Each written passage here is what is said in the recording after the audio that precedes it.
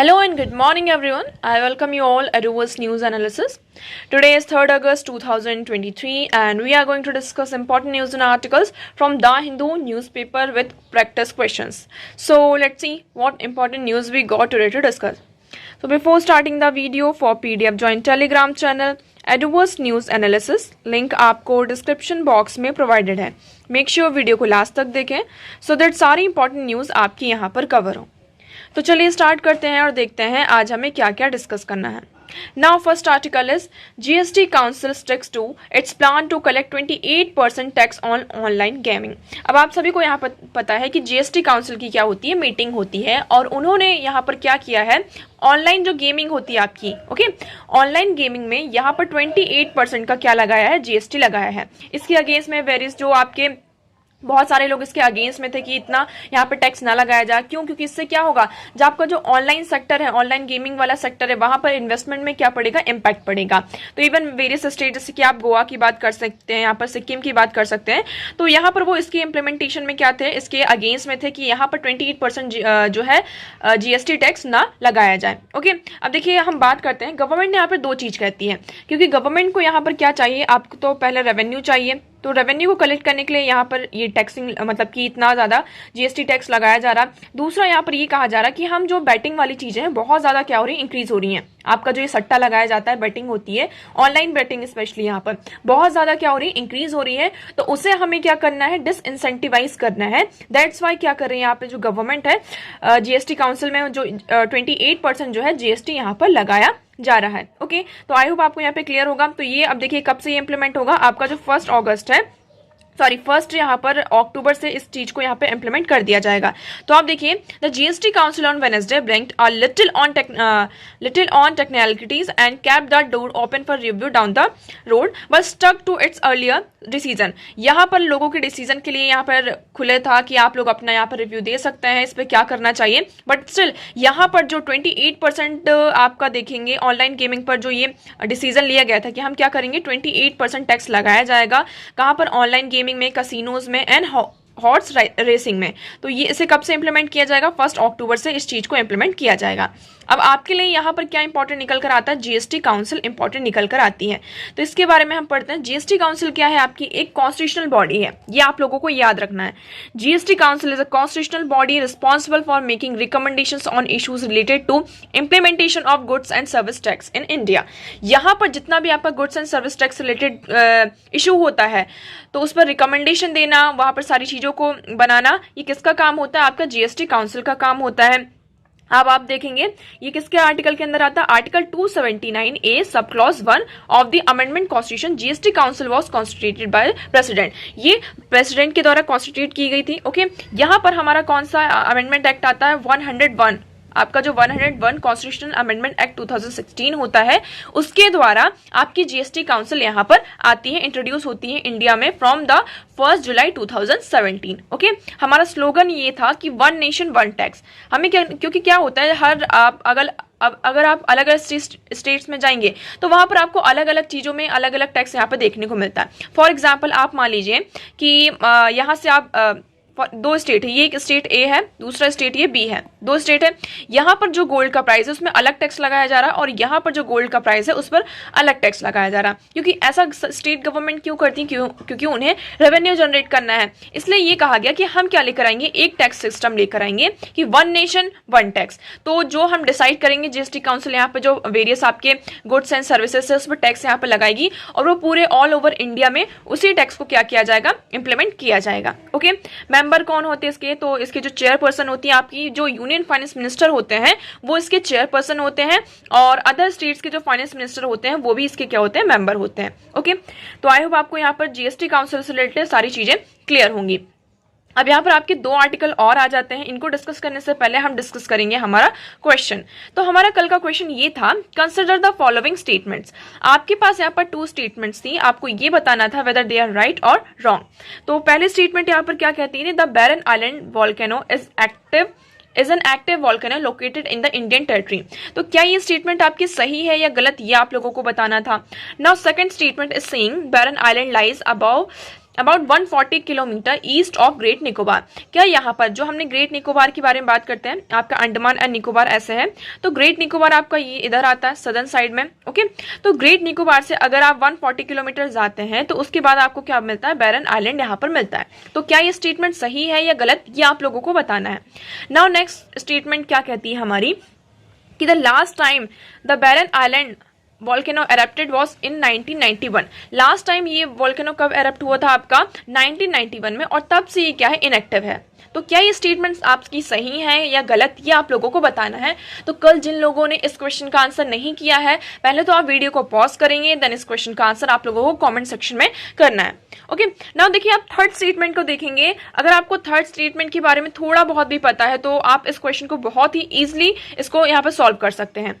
आप बैरन आइलैंड की बात करते हैं, ये 1991 में एरप्ट हुआ था, उसके बाद ये 2017 में क्या हुआ था, एरप्ट हुआ था। तो आपकी जो थर्ड स्टेटमेंट होती है वो गलत हो जाती है।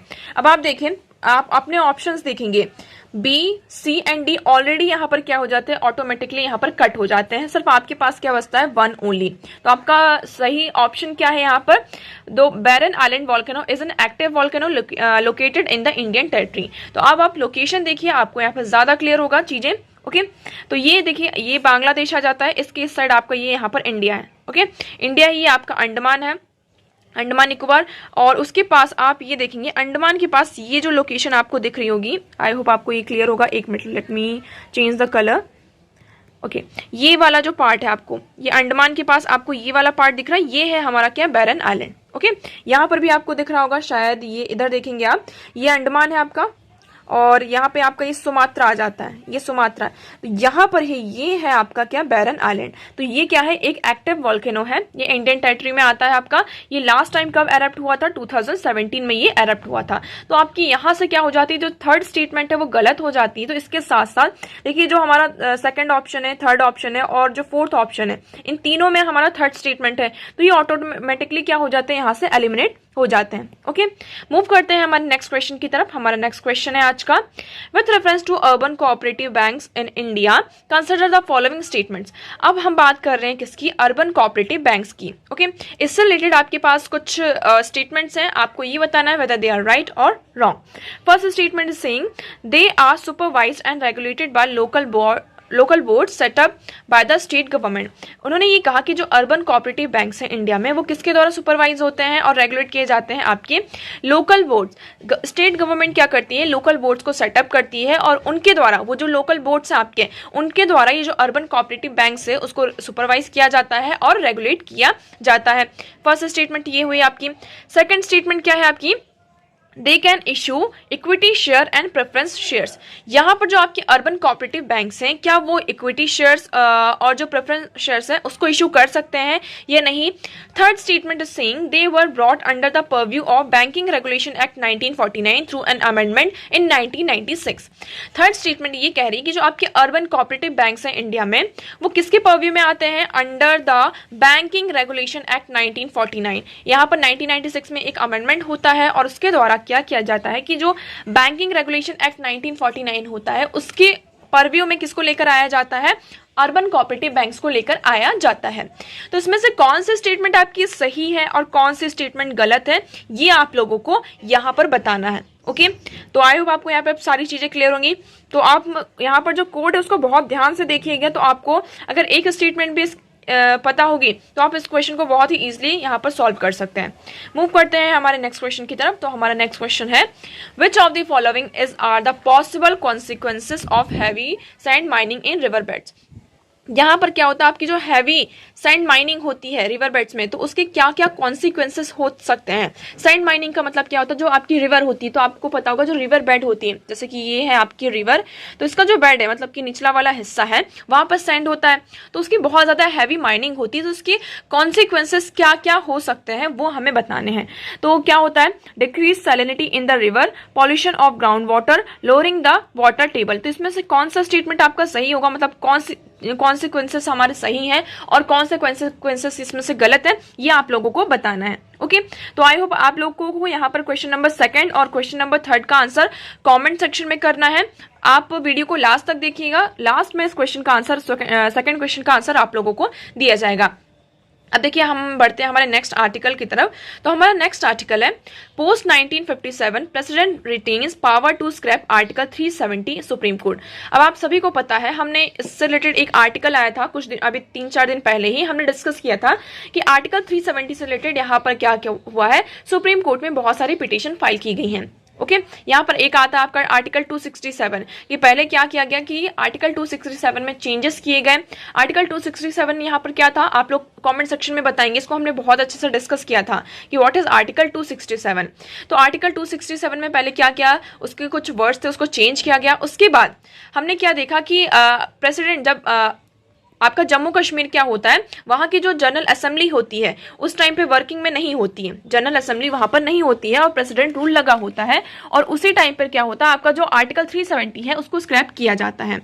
तो उसमें सुप्रीम कोर्ट ने ये कहा, ये आर्ग्यूमेंट दिया जा रहा था पहले कि ये जो constituent assembly article 370 can not be revoke, जो आपकी कॉन्स्टिट्यूएंट असेंबली होती है वो आर्टिकल 370 को रिवोक नहीं कर सकती है। तो इसके अगेंस्ट में सुप्रीम कोर्ट ने ये कहा, आप इस जजमेंट को यहाँ पर रीड करेंगे, मतलब अभी ये पूरा चल रहा है, अभी इस हियरिंग यहाँ पर चल रही है। फर्दर इससे रिलेटेड यहाँ पर एक डिटेल में आपके पास आर्टिकल जरूर आएगा, तो इसको हम डिस्कस करेंगे। बट अभी सुप्रीम कोर्ट ने ये कहा कि देखिए clause 3 of the article 370 give the president power to notify the article inoperative and modified. यहाँ पर आर्टिकल, अगर आप आर्टिकल 370 देखेंगे और आर्टिकल 370 का क्लॉज 3 देखेंगे तो उसमें ये कहता है कि प्रेसिडेंट के पास आपकी क्या है, पावर है कि वो क्या कर सकते हैं, आर्टिकल को इनऑपरेटिव बना सकते हैं और उसे मॉडिफाई कर सकते हैं। Okay but the proviso had made it necessary that such a move would be recommended by Jammu and Kashmir Constituent Assembly। But इसमें एक प्रोविजन और आपका ऐड है, वो ये कहता है कि अगर कोई ऐसा मूव होता है, प्रेसिडेंट कोई ऐसा मूव लेते हैं, तो उससे पहले वहां पर क्या करना होगा, जम्मू एंड कश्मीर की जो कॉन्स्टिट्यूएंट असेंबली है, आपको यहाँ पर ये ध्यान देना है कि वहां की जो कॉन्स्टिट्यूएंट असेंबली है तो उनसे क्या करना होगा, आपको पहले रिकमेंडेशंस लेनी होगी। अगर आपको याद हो तो हमने जो 267 में डिस्कस किया था, तो इसमें जो चेंज किया गया था वर्ड में, क्या किया गया था, जो कॉन्स्टिट्यूएंट असेंबली है उसको चेंज करके लेजिस्लेटिव असेंबली में चेंज किया गया था। ओके और उसके बाद जो आर्टिकल 370 है उसको यहाँ पर रिवोक किया गया था ना। इसमें फिर से कहते हैं कि the constituent assembly is not a permanent body. अब क्वेश्चन ये आता है, देखिए कॉन्स्टिट्यूएंट असेंबली की बात करते हैं तो आपकी जो कॉन्स्टिट्यूएंट असेंबली है वो एक परमानेंट बॉडी नहीं है, जैसे कि हमारी पार्लियामेंट होती है। ओके तो इसी के चलते अब देखते हैं फर्दर यहाँ पे क्या चीजें निकल कर आती हैं, इसमें क्या सुप्रीम कोर्ट यहाँ पर फर्दर उनकी जजमेंट आती है, तो उसको हम डिस्कस करेंगे। तो आई होप आपको यहाँ पे क्लियर होगा। अब आप लोग कमेंट सेक्शन में बताएंगे आर्टिकल 267 यहाँ पर क्या है। चलिए मूव करते हैं हमारे नेक्स्ट आर्टिकल की तरफ। तो अब हमारा नेक्स्ट आर्टिकल है आज का, या the trajectory of progress must change. अब यहाँ पर डिफाइन किया गया है व्हाट इज प्रोग्रेस। आप प्रोग्रेस को कैसे डिफाइन करते हैं, है ना। यहाँ पर देखिए 2-3 चीजें को एक साथ मिक्स करके यहाँ पर बताया गया है। पहली चीज तो आपकी क्या जाती है, G20 के बारे में बताया है। उसके बाद यहाँ पर जो आपके सस्टेनेबल डेवलपमेंट गोल है उसको लिंक किया गया है। उसके बाद यहाँ पर आप देखेंगे ग्लोबल गवर्नेंस इसके बारे में बात की गई। थर्ड इसमें हम बात करेंगे किसकी, लोकल गवर्नेंस के बारे में बात की गई।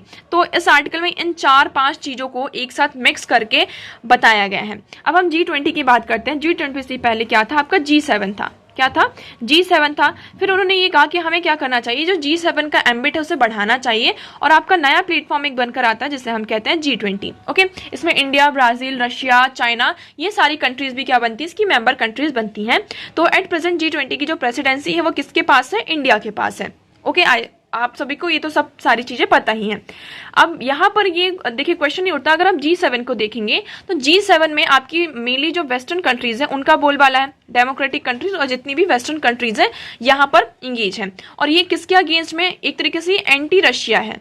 कैसी है ये, एंटी रशिया है। अभी जो G7 की यहाँ पर मीटिंग हुई थी, समिट हुई थी, उसमें भी आपका ज्यादातर किस पर फोकस किया गया था, रशिया यूक्रेन वॉर पर फोकस किया गया था। अब G20 की जो प्रेसिडेंसी है वो किसके पास है, इंडिया के पास है। अब इंडिया किस पर फोकस करना चाहता, यहाँ पर वेस्ट तो यही चाहेगी कि हम क्या करें, मेनली जो अभी रशिया यूक्रेन वॉर चल रहा है इस पर फोकस करें। बट इंडिया क्या चाहता है कि जो यहाँ पे बड़े बड़े इश्यूज हैं, जैसे कि हम बात करते हैं ह्यूमैनिटेरियन क्राइसिस हो रही है आपकी, ओके फूड इनसिक्योरिटी है, क्लाइमेट चेंज है, तो आपका जो टेररिज्म है, तो इस तरीके की चीजों पर हमें क्या करना चाहिए, ज्यादा से ज्यादा फोकस करना चाहिए। तो ये क्या है, इंडिया का एक तरीके से आप कह सकते हैं कि इंडिया इन सारी चीजों को अप्रोच करना चाहता है। थर्ड हम बात करते हैं, हम ग्लोबल गवर्नेंस की बात करते हैं। किसकी? ग्लोबल गवर्नेंस आज के टाइम पे कैसे एक बैड शेप में है, मतलब कि वो हमें, हमारी जो ग्लोबल गवर्नेंस है वो आज के टाइम पर फेल होती हुई नजर आ रही है। हम यहाँ पर प्रोग्रेस की बात करते हैं। हम प्रोग्रेस को कैसे डिफाइन करते हैं? अगर किसी ने कहा कि आप डिफाइन करिए व्हाट इज प्रोग्रेस, तो प्रोग्रेस की अगर जब बात आती है तो हम कहते हैं कि क्या देखते हैं कि कंट्री की हम जीडीपी देखते हैं, हम वहाँ का पर कैपिटा इनकम देखते हैं कि what is the per capita income of the country. हमारे जो सस्टेनेबल डेवलपमेंट गोल यहाँ पर डिफाइन किए गए थे उसमें से हमने कितने गोल्स को यहाँ पर अचीव कर लिया है। तो इन सारी चीजों को जब हम देखते हैं तो ये कहते हैं कि हाँ, इस कंट्री की जो ग्रोथ है वो यहाँ पर हो रही है। बट क्या जीडीपी बढ़ने से, अगर आप ग्राउंड लेवल पर देखेंगे, अगर यहाँ पर जीडीपी आपकी क्या हो रही है, इंक्रीज हो रही है, तो क्या ग्राउंड लेवल पर वहां पर्टिकुलर जो वहां की जो पॉवर्टी है उसमें कमी देखने को मिल रही है कि क्या वहां पर जो सारी बेसिक फैसिलिटीज हैं वो लोगों को मिल पा रही हैं? तो क्या ग्राउंड लेवल पर वो सारी चीजें इंप्लीमेंट हो रही हैं, मतलब ग्राउंड लेवल पर आपका यहाँ पर क्या ग्रोथ हो रही है या नहीं? ओके, तो एक तरीके से इसमें ये कहा जा रहा है कि अगर हम ग्लोबल गवर्नेंस की बात करते हैं तो आपका जो ग्लोबल गवर्नेंस है वो फेल होता हुआ नजर आ रहा है।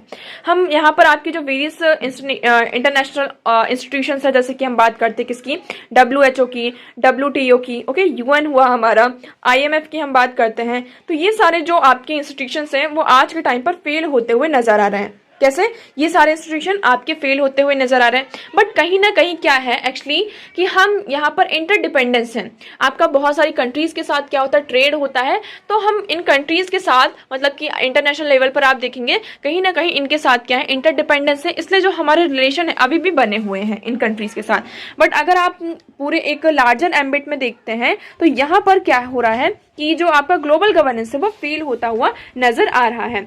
हमें यहाँ पर देखिए, अब बात की जा रही है कि जो क्लाइमेट चेंज बहुत ही इंपॉर्टेंट टॉपिक है आज के टाइम का, कंट्रीज यहाँ पर एक साथ कॉपरेट करना होगा, क्योंकि देखिए हमें कहीं ना कहीं क्लाइमेट चेंज का जो इम्पैक्ट है पूरे वर्ल्ड में पड़ रहा है, सिर्फ एक कंट्री के ऊपर नहीं कि सिर्फ मान लीजिए कि आप इंडिया के ऊपर पड़ रहा है या फिर रशिया के ऊपर पड़ रहा है या फिर चाइना के ऊपर पड़ रहा है, ये पूरे वर्ल्ड में क्या हो रहा है, क्लाइमेट चेंज का इम्पैक्ट पड़ रहा है। तो यहाँ पर जो कंट्रीज हैं उन्हें एक साथ क्या करना होगा, कॉपरेट करना होगा और क्लाइमेट चेंज के अगेंस्ट में यहाँ पर एक्शंस लेने होंगे। ओके, ये आपको यहाँ पर ये पॉइंट क्लियर हुआ। अब यहाँ पर अगर आप आएंगे तो इंडिया का देखिए, इंडिया का जो विजन है वो क्या है, वसुधैव कुटुंबकम है। जो इस टाइम पर आपका जो G20 की प्रेसिडेंसी है तो उसमें हमारा जो विजन ये है कि वसुधैव कुटुंबकम, to bring all citizen of the world together and make the world better for everyone.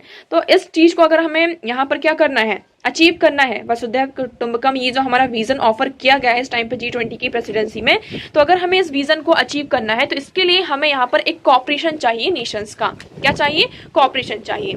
अब आगे आप बात करेंगे, हम बात करते हैं सस्टेनेबल डेवलपमेंट गोल की। आपके टोटल यहाँ पर 17 सस्टेनेबल डेवलपमेंट गोल है। कितने? 17 यहाँ पर SDGs हैं। बट हर कंट्री में यहाँ पर सारी चीजें नहीं है। जैसे कि आप देखिए सस्टेनेबल डेवलपमेंट गोल को देखेंगे तो आपके पास क्या क्या है, जैसे कि हम नो पॉवर्टी की बात करते हैं, zero hunger, good health and wellbeing, quality education, gender equality. तो कुछ कंट्रीज में आप ऐसा कह सकते हैं कि जेंडर इक्वालिटी है, कुछ कंट्रीज में नहीं है ना। तो 5-6 जो आपको कहीं ना, देखिए टोटल हमारे पास 17 है, तो हर कंट्री में ऐसा नहीं कि 17 के 17 यहाँ पर हमें चीज़ों को अचीव करने की जरूरत है, क्योंकि कुछ चीज़ें वहाँ पे ऑलरेडी यहाँ पर हो चुकी हैं और कुछ चीज़ों को अचीव करने की जरूरत है। ओके, तो आप अगर देखेंगे, no country has only one of these SDG problem, every country has at least 6 or 7, calculation shows that even 7 problems out of that possible 17 can combine in 98 million different ways। अब हर country में यहाँ पर 6 से 7 आपको जो आपके जो SDGs हैं, आपके सस्टेनेबल डेवलपमेंट गोल्स हैं, वो मिल ही जाएंगे। तो अगर आप पूरे नेशन को यहाँ पे कैलकुलेशन करते हैं, सबको मिलाते हैं एक साथ, तो आपको 98 मिलियन डिफरेंट तरीके मिल जाएंगे जिसके थ्रू हम क्या कर सकते हैं, जो हमारे ये गोल्स हैं उसको हम अचीव कर सकते हैं। ओके, तो आई होप आपको यहाँ पे क्लियर होगा। तो clearly one global solution for the environment, society and economy can not apply everywhere. तो यहाँ पर देखिए हम कोई एक ग्लोबल सॉल्यूशन को लेकर नहीं आ सकते और उसको पूरे वर्ल्ड में अप्लाई नहीं कर सकते।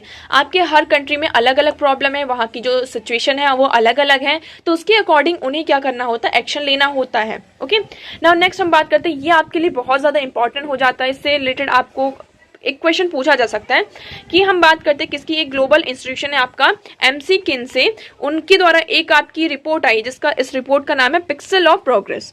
क्या है इस रिपोर्ट का नाम? Pixel of progress. इन्होंने क्या किया है, जो पूरे वर्ल्ड को 40,000 माइक्रो रीजन्स में डिवाइड किया है और उसके द्वारा ये बताया गया है कि अगर आप इसको देखते हैं तो ग्राउंड लेवल पर वहाँ की जीडीपी को आप देखेंगे तो क्या हो रही है, आपकी ग्रोथ हो रही है। जीडीपी लेवल पर आप देखते हैं तो ग्रोथ हो रही है, बट अगर आप ग्राउंड रियलिटी में देखेंगे तो वहाँ की जो पॉवर्टी है, वहाँ का जो पर कैपिटा इनकम है, उसमें कोई भी ग्रोथ होती हुई नजर हमें नहीं आ रही है। ओके, तो आई होप आपको यहाँ पे क्लियर हो रहा होगा।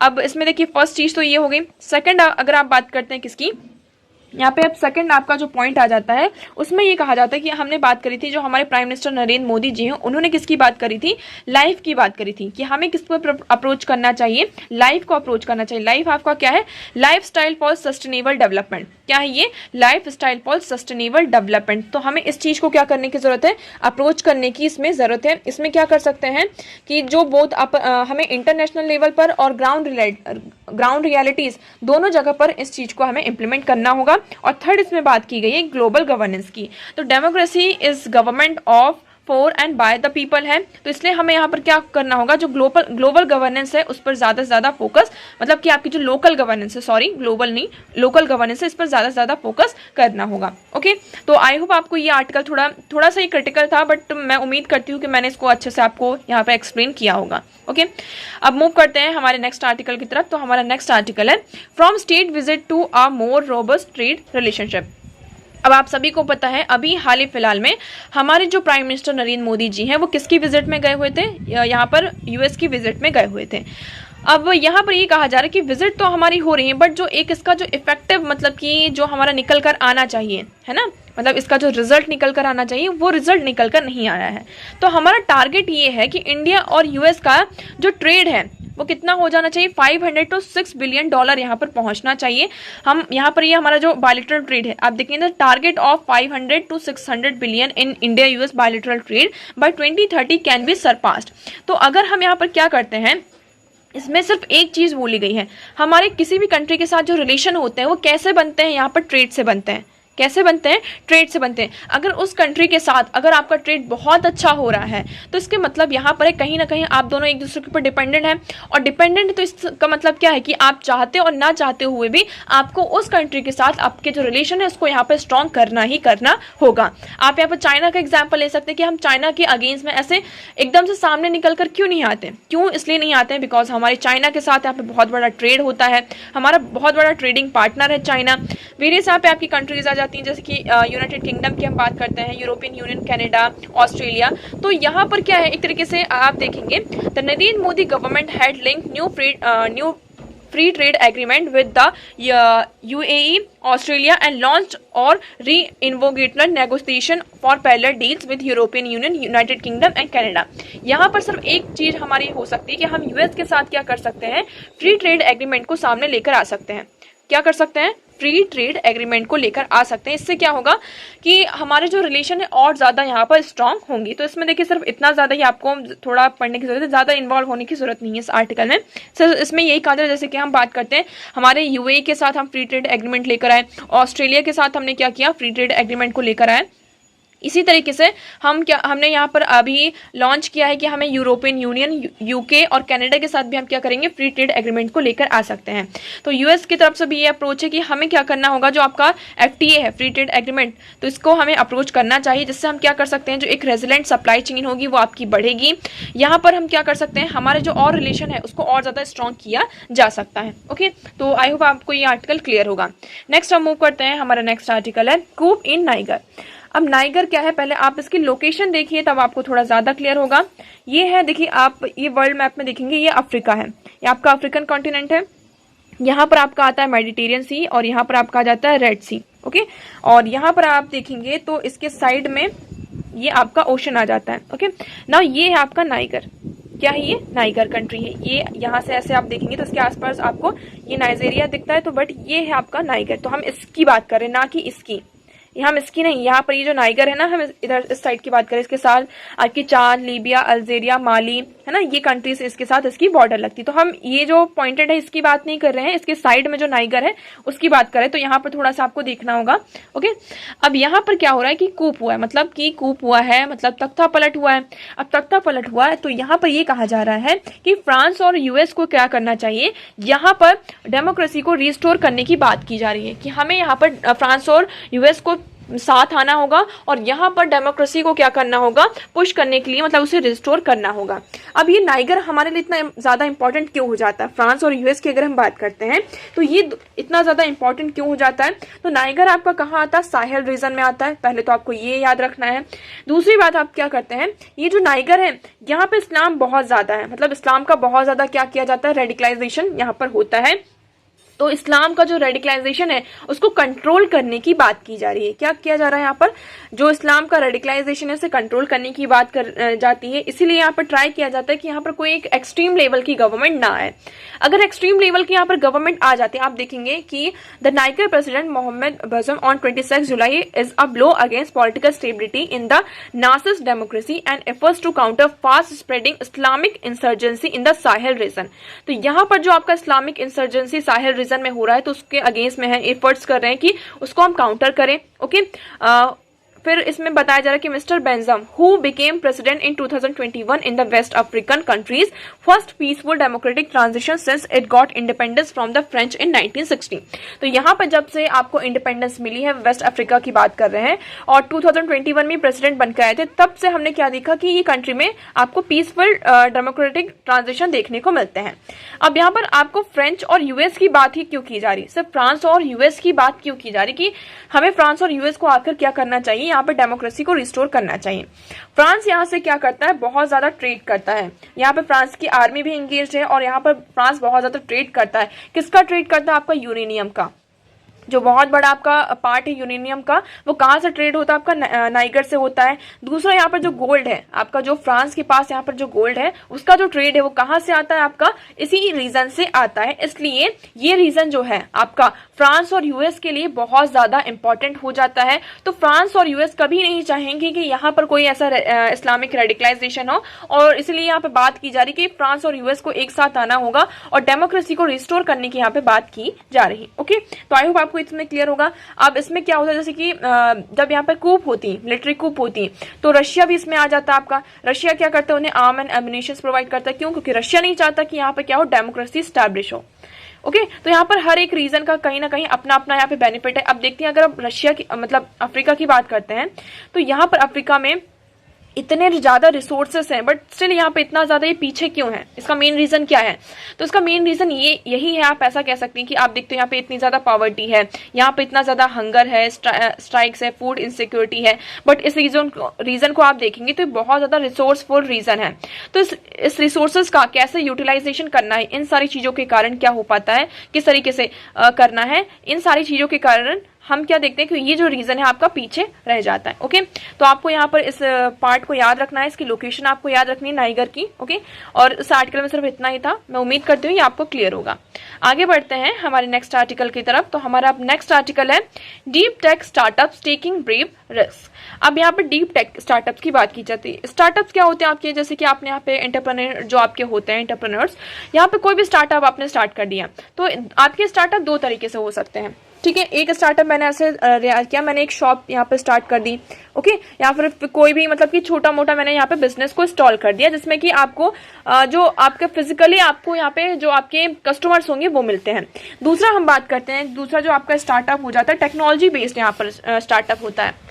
टेक्नोलॉजी बेस्ड कैसे कि हम किसी आर्टिफिशियल इंटेलिजेंस जो आपका इस टाइम पर आया हुआ है ना, जितना कितना ज़्यादा यहाँ पर, तो आर्टिफिशियल इंटेलिजेंस से रिलेटेड यहाँ पे कोई मतलब कि हमने उस चीज़ को यहाँ पे लेकर किया। हम यहाँ पे स्पेस टेक्नोलॉजी की बात करते हैं कि हमने स्पेस टेक्नोलॉजी से रिलेटेड हमने कोई यहाँ पे स्टार्टअप तैयार किया, उस पर कोई टेक्नोलॉजी कोई हमने इनोवेशन किया। ओके, थर्ड हम आप बात कर सकते हैं किसके, डिफेंस सेक्टर में, कि डिफेंस से रिलेटेड हमने मान लीजिए कोई मिसाइल बना दी या फिर कोई कुछ ऐसी चीज़ें बना दी या फिर कुछ भी ऐसा मतलब डिफेंस से रिलेटेड यहाँ पे कोई चीज़ें बना दी। तो इसके अगर आप देखेंगे तो जो कस्टमर्स होते हैं, इसमें जो कस्टमर्स होते हैं इतनी जल्दी इस चीज पर नहीं आ पाते हैं।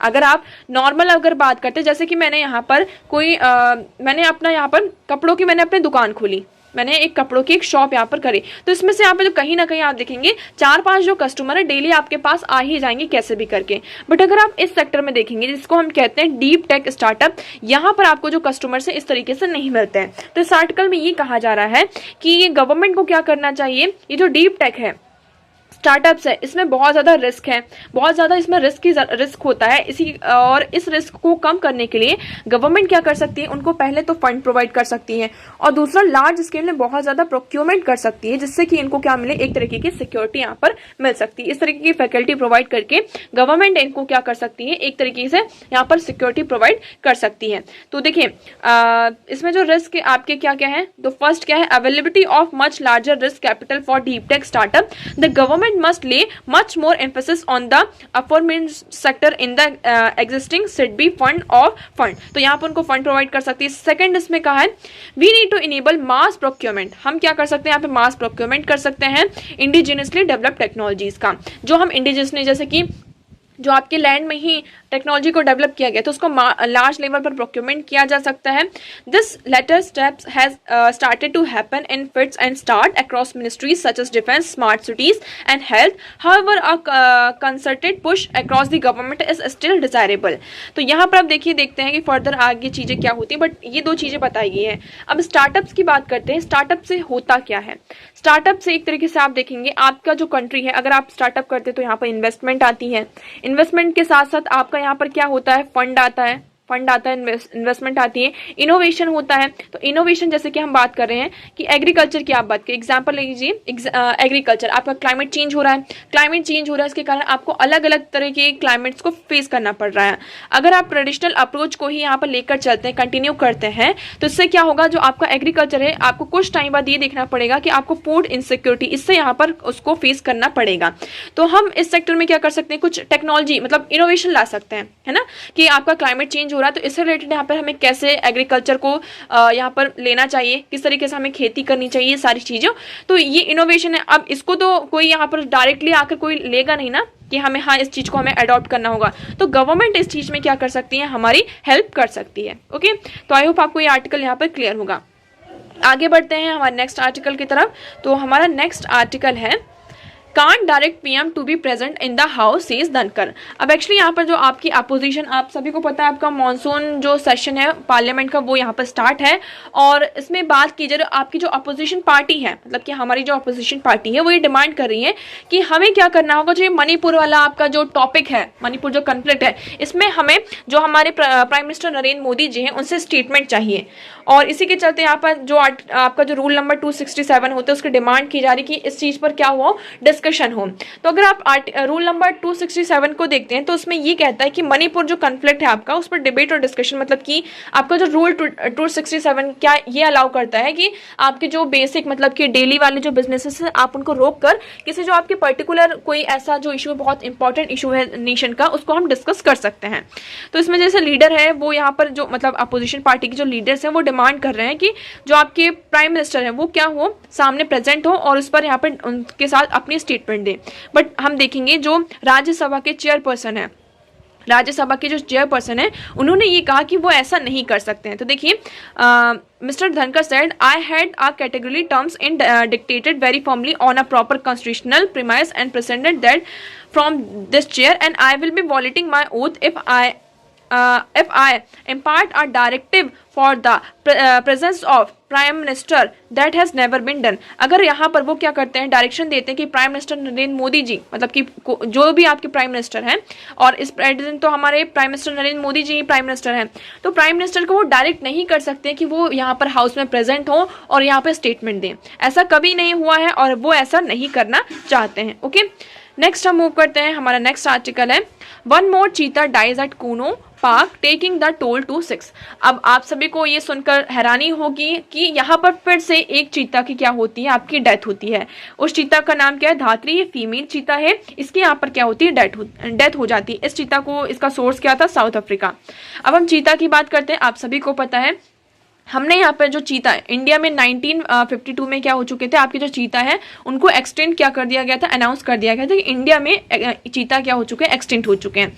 उसके बाद आपका चीता रीइंट्रोडक्शन प्रोग्राम होता है जिसमें हमने साउथ अफ्रीका से और नामीबिया से, साउथ अफ्रीका से 12 चीता और नामीबिया से हमने 8 चीता को लेकर आए थे। और अब तक टोटल आप देखेंगे यहाँ पर जो 9 चीता है उनकी यहाँ पर डेथ हो चुकी है। कितनी? 9 चीतास की यहाँ पर डेथ हो चुकी है। ओके, अब इसमें जो इसका मेन रीजन है वो क्या बताया जा रहा है कि यहाँ पर पैरासाइटिक इन्फेक्शन है, जिसकी वजह से यहाँ पर क्या हो रहा है, क्योंकि ये जो चीता होते हैं इतनी इनकी जो इम्यूनिटी होती है वो इतनी ज्यादा स्ट्रांग नहीं होती है कि वो क्या कर सके, जो इन्फेक्शंस वगैरह है इनको झेल पाए, है ना, जिसके कारण हम क्या देखने को हमें मिल रहा है कि इन चीतास की यहाँ पे डेथ हो रही। तो आप देखेंगे the female was source from south Africa, it is believe to have died of a parasitic infection after repeatedly scratching its skin and wounding itself. तो यहाँ पर जो चीता है वो क्या करते हैं और खुद को ही क्या करते हैं, वो स्क्रैच करते हैं अपनी बॉडी में, जिसके कारण उनको वुंड्स हो जाते हैं, घाव हो जाते हैं। और अभी जो मानसून का वैसे भी जो सीजन है वो चल रहा है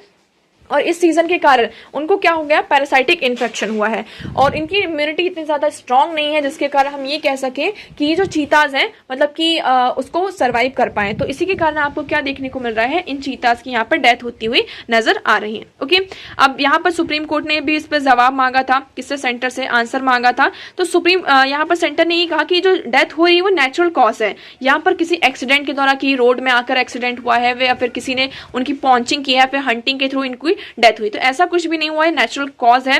तो अभी हम फर्दर देखते हैं कि इसमें क्या एक्शन लिया जाता है। ओके, तो न्यूज तो हमारी यहाँ पर होती है आज खत्म, इतनी न्यूज थी तो हमने सारी चीजों को डिस्कस किया। अब हम बढ़ते हैं हमारे क्वेश्चन की तरफ। तो हमारा क्वेश्चन है, with reference to urban cooperative banks in India consider the following statement. अब आपके यहाँ पर आपको कुछ स्टेटमेंट दी गई थी और आपको ये बताना था कि कौन सी स्टेटमेंट आपकी सही है और कौन सी गलत।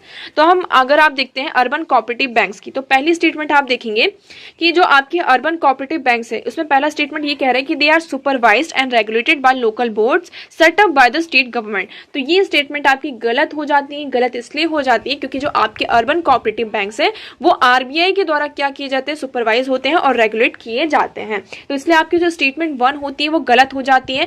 तो देखिए स्टेटमेंट 1 अगर आपको थोड़ा सा भी अगर पता है तो देखिए जो ऑप्शन ए है, सी और डी यहाँ पे ऑलरेडी एलिमिनेट हो जाते हैं, आपके पास सिर्फ बचता है 2 and 3 ओनली।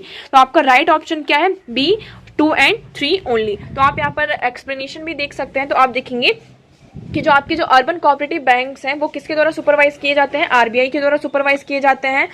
तो नेक्स्ट है हमारा जो reserve bank has come out with a draft guideline along primary urban cooperative banks to argument capital through issues equity shares, preference shares and डेब्ट इंस्ट्रूमेंट्स। तो यहाँ पर जो आपका रिजर्व बैंक है उन्होंने ड्राफ्ट गाइडलाइन इशू की थी जिसमें उन्होंने ये कहा था कि इक्विटी शेयर्स और जो भी आपके प्रेफरेंस शेयर्स हैं तो अर्बन कोऑपरेटिव बैंक्स क्या कर सकते हैं, उसको इशू कर सकते हैं। ओके, और जो आपका जो किसके परव्यू में आता है, बैंकिंग रेगुलेशन एक्ट 1949 है, 1996 में जो अमेंडमेंट होता है। तो 1996 में अमेंडमेंट के थ्रू यहाँ पर जो आपके अर्बन कोऑपरेटिव बैंक्स हैं वो किसके परव्यू में आते हैं, बैंकिंग रेगुलेशन एक्ट 1949 के अंडर में आते हैं। ओके, तो यहां से आपका जो राइट ऑप्शन हो जाता है ऑप्शन बी ओनली। ओके, तो आई होप आपको सारी चीजें क्लियर होंगी, मैं उम्मीद करती हूँ आपको सब कुछ यहाँ पर क्लियर होगा। अगर आपको डाउट लगता है किसी भी चीज से रिलेटेड तो आप कमेंट सेक्शन में यहाँ पर बता सकते हैं। ओके, वीडियो कैसा लगा कमेंट सेक्शन में जरूर बताइएगा। वीडियो को प्लीज लाइक करिए एंड चैनल को सब्सक्राइब।